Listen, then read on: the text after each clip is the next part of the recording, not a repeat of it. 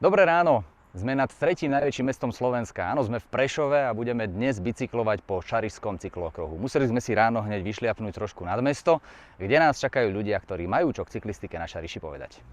V Šariši nám do pelotónu poslali ťažké kalibre, riaditeľ oblastnej organizácie cestovného ruchu, krajský cyklokoordinátor a miestny cykloznačkár. A trasa Šarišský cyklokruh. V prvom rade vás chcem privítať v regióne Šariš, v jednej nádhernej oblasti, kde je veľký priestor na užite si aj cyklovýletov. Preto sme vlastne v rámci toho vybrali jeden z prvých cykloturistických okruhov v regióne Šariš. Dnešný deň nás čaká cyklokruh v celkovej dĺžke 25 km. Ide hlavne o mesto Prešov, ktoré prepája región, aj taká hlavná cyklistická tepna Eurovelo 11. Prejdeme vlastne do oblasti kopcov a zároveň single tracky, ktoré vlastne sú tu veľmi známe. Tieto pekné výhľady na Prešov sú z Kalvárie. Už svojím typickým sfarbením vám niečo pripomína však. Vítam ťa na Prešovskej Kalvárii. Ako si všimol, je to jedna veľmi podobná Kalvária, ako máme aj v inom meste na Slovensku, Banskej Štiavnici. A nie je to náhodou. Ten staviteľ je ten istý, František Perger.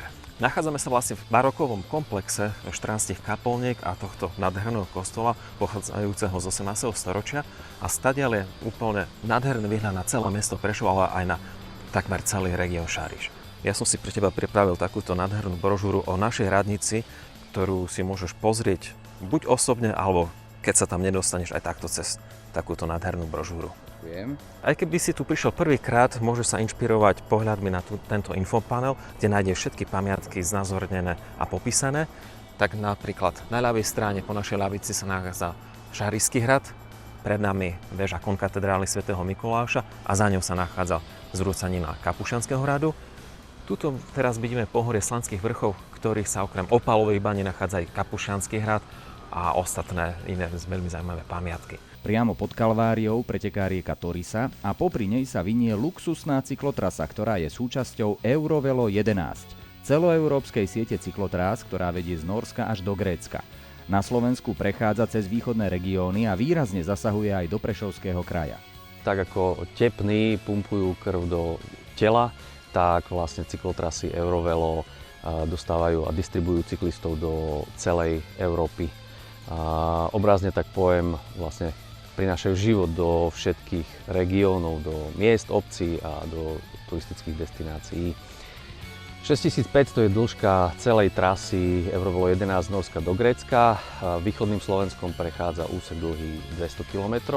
Chcem zdôrazniť, že v rámci budovania cyklistickej infraštruktúry má práve Eurovelo 11 najvyššiu prioritu. A to nie je len ako líniová stavba, ale aj doplnková infraštruktúra, ako sú altánky, lavičky, nabíjačky elektrobicyklov, pretože každopádne vnímame trendy ako elektromobilita, rastúca obľúba gravel bicyklov či bikepackingu a iných trendov. Šarišský cyklokruh, ako sme počuli, patrí k najstarším cyklotrasám pri Prešove, no na svoju polohu mohol doplatiť životom. Legendárny diaľničný obchvat Prešova, ktorý inšpiroval aj rokovú skupinu Heleniné oči, ho totiž v plánoch presekol. Našťastie len na chvíľu a premostenie mu v lani opäť vrátilo život. Odtiaľ trasa vedie na Ortáše, za ktorými je taká rekreačná oblasť Kvašná voda, ktorá je obľúbeným miestom Prešovčanov na prechádzky, na hubačky, sú tam minerálne pramene. Len pár kilometrov do lesa a hlučnú diaľnicu už vôbec nepočujeme. Mierime k spomínanej Kvašnej vode, čo v dialekte šarišskom neznamená nič iné ako vodu kyslú a liečivú samozrejme. Tu na Kvašnej vode máme vybudované dva naučné chodníky. Jeden je starší, je to naučný chodník Kvašná voda a druhý je vybudovaný v roku 2021 a to je lesný naučný chodník. Turisti si môžu pozrieť na Kvašnej vode prameň, dokonca dva pramene, prameň Kvašná voda a potom ďalej je prameň Kadlubek. Lesný naučný chodník, ktorý vedie cez lesné porasty, ponúka zaujímavé scenérie a tie tabule sú staršie, sú drevené, ale hovoria nám o faune a flóre, ktorá sa tu vyskytuje a o rôznych zaujímavostiach, ktoré tu na Cimete máme. A tie, ak chcú turisti alebo návštevníci vidieť, tak musia tu prísť a tu sa potom dozvedia ďalšie zaujímavosti priamo na týchto naučných chodníkoch. Ďalší prameň je pri domove dôchodcov, kde boli povodne kúpele. To už je v časti Berecín a v tejto časti je ešte jeden vlastný naučný chodník Zabíjana a A to súvisí priamo s kúpeľmi. Je to taká zaujímavosť, lebo tá šľachta, ktorá sa v kúpeľoch zabávala a neraz si svoje spory riešili súbojmi.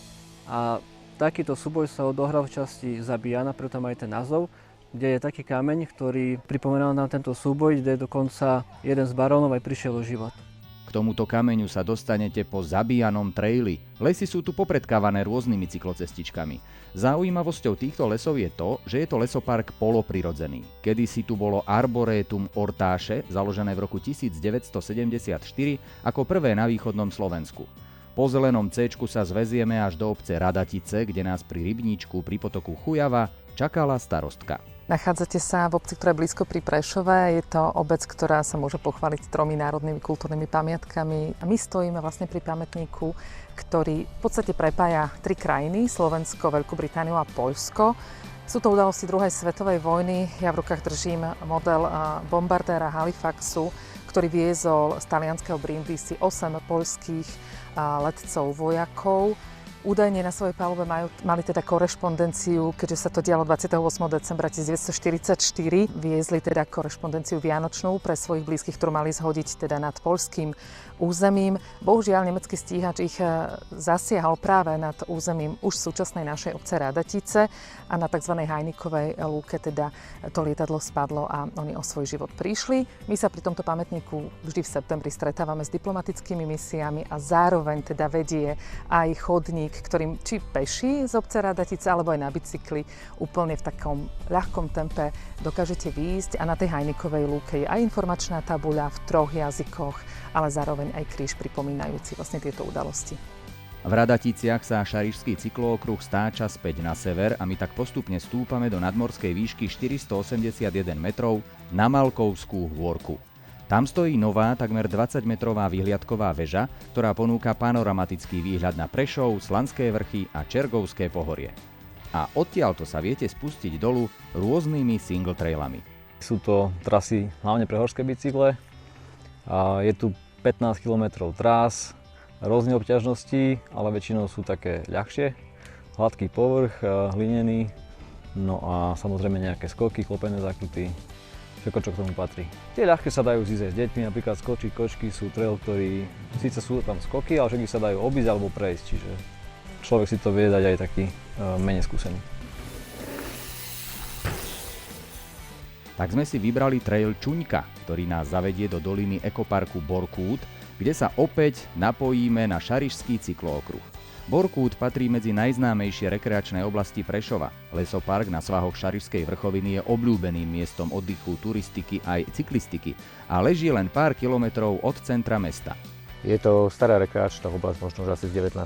storočia, na jednodňovú rekreačné pobyty Prešovčanov. Robia sa tu pikniky, môžete si tu zahrať disc golf, ktorý sme urobili. Túto celú dolinu sme zrevitalizovali od tohto prameňa až končí v podstate ako starou strelnicou. A naše plány do budúcna sú, chceli by sme ešte zrekonštruovať chatu, ktorú tu máme, urobiť tam také turistické informačné centrum a urobiť ešte nejaké prvky na cvičenie v prírode.